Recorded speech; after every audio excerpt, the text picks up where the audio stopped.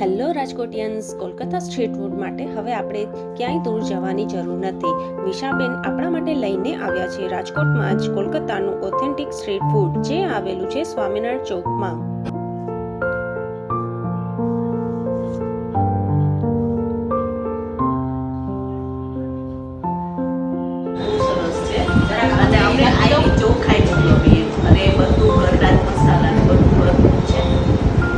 અહીંયા મેં ટ્રાય કર્યા પૂચકા, સમોસા ઝાલમુરી, ચિલ્લા, ગુગની, બેંગાલ સ્પાઇસી હલવો, આલુ ચાટ, જે મને ખૂબ જ ભાવ્યા. તમે પણ જરૂરથી મુલાકાત લેજો.